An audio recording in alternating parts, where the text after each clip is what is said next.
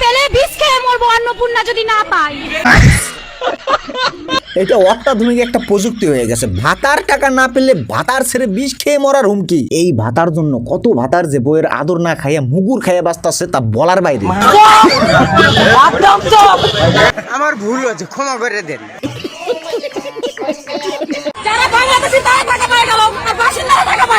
মানে এই মহিলা বলতে চায় কি, ঘরের বউ শুকায় মরে আর পরের বউকে ভর পেটে আদর করে।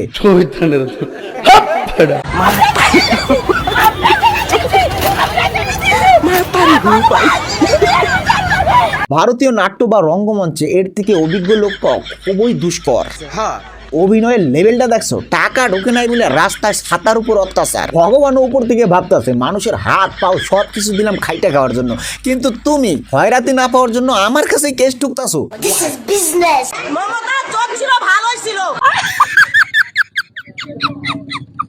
ও ইয়া বস, ফ্রি মালের নেশা যে চরসের নেশার থেকে খতরনাক তা আজকের এই ভিডিও ক্লিপগুলো না দেখলে বুঝতেই পারতাম না। তো বেশি কথা না বলে আজকের ভিডিও শুরু করা যাক।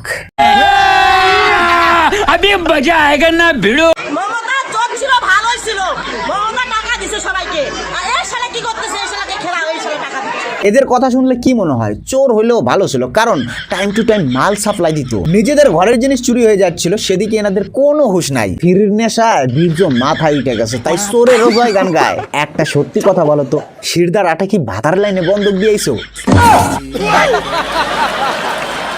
আমার মুখ্যমন্ত্রীর কাছে হাত জোর করে নিবেদন, এই 3000 টাকার ভাতা খুব তাড়াতাড়ি বন্ধ করা হোক, কারণ এই ভাতার চক্করে বাড়ির ভাতারগুলো একদম সম্মানই পাচ্ছে না।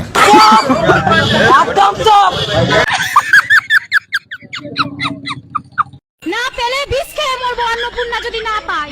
এইটা শুনতে কেমন হাস্যকর লাগতেছে না?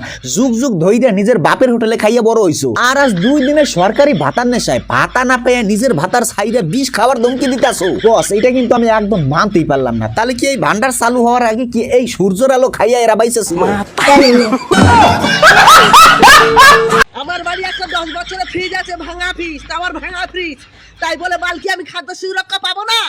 বাল না বাল, এর সাথে খুব অন্যায় হয়েছে। 10 বছর আগে যে ফ্রিজ কিনতে পারছে, সে কি এখন চাল গম কিনা খাইতে পারে? খুব অন্যায়, একদম অন্যায় হয়েছে এর সাথে। ইনার মুখের যা পাওয়ার তাতে তো কাদা জমির দরকারই নাই, ইনার মুখ দিয়েই ফসল ফলাই দিব। ইনার আবার চাল গমের দরকার কি? আসলে কি এদের এখন যে কোনো একটা ফ্রির ভাতা দরকার, এতে তোরা ভাতার ছাড়া হয়ে যায়, কোনো ব্যাপার না।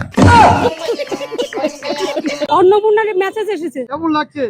মাননীয় মুখ্যমন্ত্রীকে আমার অশেষ অশেষ শ্রদ্ধা।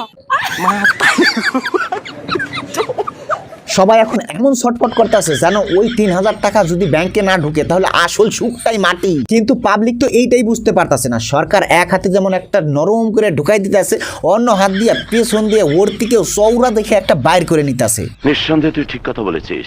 এই যে 3000 টাকা নিয়ে এত নাচানাচি, আসলে এটা 3000 টাকা না, এটা হচ্ছে একটা ইনজেকশন। এমন ভাবে পুশ করা হচ্ছে যে সাধারণ মানুষের সাধারণ জীবনযাত্রার উপর প্রভাব ফেলতেছে। সেটা কি কেউ বুঝতে পারতাছো? अरे कहना क्या चाहते हो?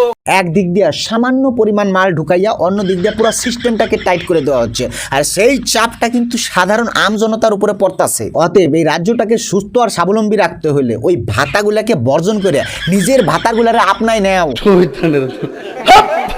তাহলে দেখবে জিনিসপত্রের দামও খুব একটা বৃদ্ধি পাবে না, আর সংসার আগের মতো সেই সুখ শান্তিতেই কাটবে, আর তোমাদের এইভাবে রাস্তা অবরোধ করতে হবে না। আমার ভুল হয়েছে, ক্ষমা করে দেন।